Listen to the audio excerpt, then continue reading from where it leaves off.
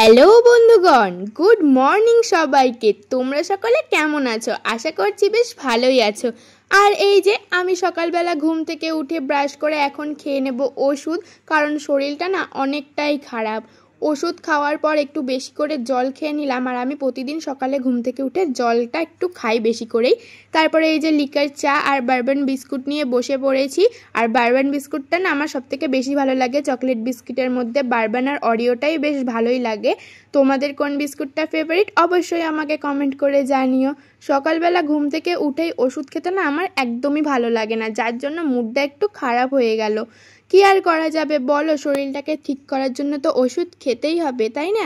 আর এই যে সকালবেলায় যেহেতু এটা বেশি মিষ্টি বিস্কুট আর চকলেট বিস্কুট, ওই জন্য বেশি খেলাম না, দুটো খেলাম।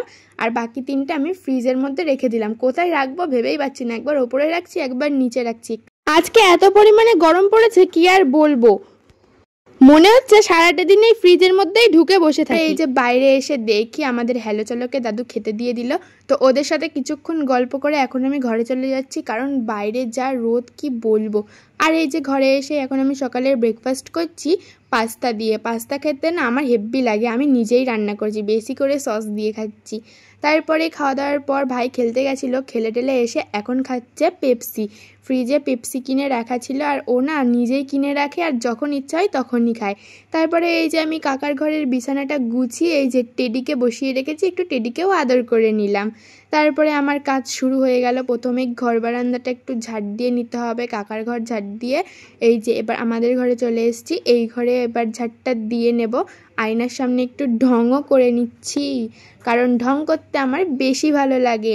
তারপর দেখো এক তুড়ি মেরে সব পরিষ্কার করে ফেলবো, তো দেখলে আমার জাদু।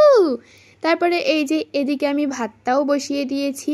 আর ভাত বসিয়ে নিয়ে না ভাবছি কি খাবো, একটু খিদে খিদে পাচ্ছে। তো ফট করে দেখলাম ফ্রিজে দই রয়েছে, তো দই চিড়ে একটু খাবো। দই চিড়ে না আমি বেশিরভাগ খেতে পছন্দ করি না, মিষ্টি জিনিস ভালো লাগে না, তবু একটু খিদে খিদে পাচ্ছিলো বলে খেয়ে নিলাম। তারপরে মা হচ্ছে আখের গুড় দিয়ে লেবু দিয়ে শরবত করে দিল, সেটাই একটু খেয়ে নিলাম। আর তারপর দেখি আমাদের কালুয়া বাড়িতে আসছে। এই দেখো এখানে মাটি মেখেছে, এত গরম পড়েছে না, ও উড়ামুড়া খেতে খেতে এরকম গায়ে মাটি লাগিয়ে নিয়েছে। তারপরে এই যে আমার স্নান টান কমপ্লিট হয়ে গেল, আর আমার পুজোটাও দেওয়া কমপ্লিট হয়ে গেছে। তো এখন গিয়ে দেখি মা হচ্ছে সবজি কুটছে, আজকে কি কি রান্না হবে জানি না। এদিকে ভাতটাও হয়ে গেছে, ডাল সেদ্ধ হচ্ছে। ডাল সেদ্ধটা যে আমার জন্য হচ্ছে না এটা আমি পুরো শিওর। তারপর দেখি টিনের চালের ওপর পায়রা এসছে, তো তাদেরকে কটা চাল দিয়ে দিলাম। আমি চাল দিলাম আর ওরা ভাবলো আমি ওদেরকে মারছি, তাই উড়ে যাচ্ছিল। তারপরে এসে আবার খেয়েছে। তারপর ওদেরকে চাল দিয়ে এই ঘরে চলে আসলাম একটু কোল্ড ড্রিঙ্কস খেতে। তো তারপরে দুপুরের খাবার নিয়েও বসে পড়েছি, ভাত, শাক ভাজা, বেগুন ভাজা আর ডাল। বললাম না ডালটা আমার জন্যই হচ্ছে, আমি যেহেতু মাছ খাই না, তো আমার জন্য ডাল বেগুন ভাজাটা যাই হয়েছে। তো আজকে দুপুরে আমি ডাল বেগুন ভাজা আর শাক ভাজা দিয়েই খাবো। তোমরা কে কী দিয়ে খেলে অবশ্যই আমাকে কমেন্ট করে জানিও। আর আজকের ভিডিওটা আমার ভালো লাগলে অবশ্যই তোমরা লাইক কমেন্ট শেয়ার করে দিও। আজকের মতন টাটা, দেখা হচ্ছে পরের ভিডিওতে।